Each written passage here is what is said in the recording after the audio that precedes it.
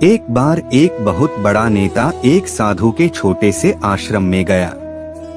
वह साधु के बारे में बहुत सुना था, तो उसके मन में आया कि मैं एक बार जा करके देखता हूँ कि लोग उसकी इतनी तारीफ क्यों करते हैं।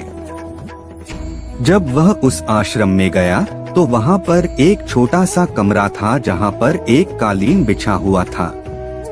वहाँ पर कुछ लोग नीचे बैठे हुए थे और साधु जी सामने बैठे हुए थे। कुछ सवाल जवाब चल रहा था। वह नेता उस आश्रम में आया और उस नेता के साथ में 4 बॉडीगार्ड भी थे और उसकी यह आदत थी कि जहाँ पर भी वह जाता था लोग अपनी जगह से खड़े हो जाते थे और उसकी तरफ देखते थे, हाथ जोड़ते थे और सर झुकाते थे। लेकिन यहाँ पर ऐसा कुछ भी नहीं हुआ। साधु व्यस्त होने के कारण उसकी तरफ देखा तक नहीं। तभी नेता को लगा कि यह मेरी बेइज्जती है और वह इस बात से गुस्सा हो गया। नेता ने थोड़ा गुस्से से साधु की बात को बीच में काटते हुए कहा कि मैं आपसे कुछ कहना चाहता हूँ। साधु ने उसकी तरफ देखा और बोला, आप थोड़ी देर रुकिए, पहले मैं इनके सवाल का जवाब दे दूं, उसके बाद मैं आपसे बात करता हूँ। तब तक आप अगर चाहे तो आप बैठ सकते हैं। बस साधु का इतना कहने की ही देरी थी। नेता का चेहरा गुस्से से लाल हो गया और फिर उसने अपना सारा गुस्सा उस साधु पर निकाल दिया। अभी तक वह नेता बहुत तमीज से आप कह करके बात कर रहा था, लेकिन अब वह तू तड़ाक पर उतर आया। नेता ने उस साधु को कहा, तुझे पता भी है मैं कौन हूँ और तू किससे बात कर रहा है? साधु ने उसकी तरफ देखा और कहा, मुझे इससे कोई फर्क नहीं पड़ता है कि आप कौन हैं, लेकिन आप जो कोई भी है, अगर आप चाहते हैं कि मैं आपके सवाल का जवाब दूं या आपसे बात करूं तो आपको कुछ देर रुकना होगा। और साधु की यह कहते हैं नेता गुस्से से पागल हो गया और वही सबके सामने चीखने चिल्लाने लग गया। अब मैं तुझे तेरी असली औकात दिखाऊंगा। तूने मुझसे पंगा ले करके ठीक नहीं किया। तुझे पता भी है मैं तेरे बारे में क्या सोचता हूँ। साधु ने फिर से नेता की तरफ देखा और बड़े ही प्रेम से कहा कि मुझे इससे कोई फर्क नहीं पड़ता कि आप मेरे बारे में क्या सोचते हैं।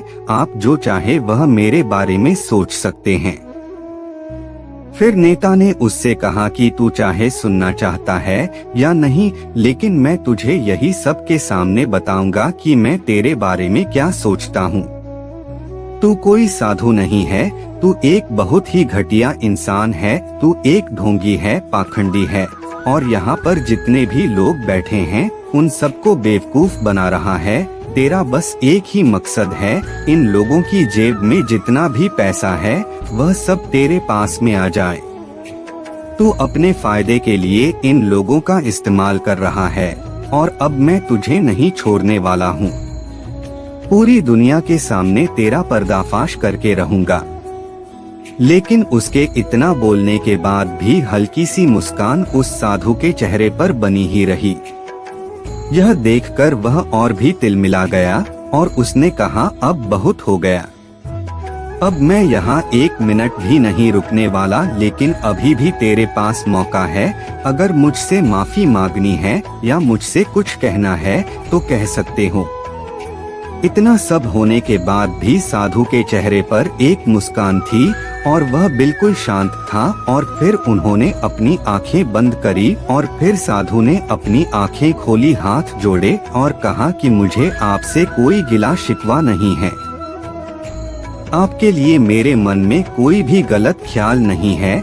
जो भी मेरे बारे में आपने कहा वह आपकी अपनी सोच थी, तो मुझे आप में कोई भी बुराई नजर नहीं आती है। मुझे आप बहुत ही भले इंसान लग रहे हैं। और साधु के इतना कहते ही नेताजी का दिमाग 7वें आसमान पर पहुंच गया। उसके चेहरे पर एक अजीब सी खुशी थी, क्योंकि उस साधु ने वही कहा जो बाकी सब लोग उस नेता को कहते हैं। और वह खुशी खुशी उस आश्रम से अपने घर की तरफ चला गया और जाकर के अपने पिताजी के साथ में बैठ गया। उसके पिताजी ध्यान में थे उन्होंने पूरी जिंदगी सिर्फ लोगों की सेवा करी और बदले में कुछ भी उम्मीद नहीं किया। तो थोड़ी देर बाद जब उन्होंने अपनी आंखें खोली और देखा अपने बेटे को अपने साथ बैठे हुए, तो उनके बेटे के चेहरे पर आज एक अजीब सी खुशी थी जो आज से पहले उन्होंने कभी नहीं देखी थी। फिर उसने एक एक करके सब कुछ बताया कि आज क्या हुआ, किस तरह से वह आश्रम गया और वहाँ पर क्या हुआ, उसने क्या कहा और साधु जी ने क्या कहा। जब उसके पिताजी ने पूरी बात सुनी तो थोड़ा सा मुस्कुराए और अपने बेटे को देख करके बोले कि उन्होंने तुम्हारी तारीफ नहीं करी, क्योंकि उन्होंने वह नहीं कहा कि जो तुम हो, उन्होंने वह कहा कि जो वह खुद है। और तुमने जो भी कुछ उनको कहा वो नहीं कहा कि जो वो है, बल्कि तुमने वह कहा जो तुम खुद हो। यही बात वेदों में भी कही गई है, यथा दृष्टि तथा सृष्टि। यह दुनिया तुम्हें वैसी नहीं दिखती जैसी यह दुनिया है, यह दुनिया वैसी दिखती है तुम्हें जैसे तुम खुद हो। जिसकी नजर जैसी है उसके लिए यह दुनिया वैसी ही है। तो अगर तुम अपनी दुनिया को बदलना चाहते हो तो उसका सिर्फ एक तरीका है, अपनी नजर को बदलो।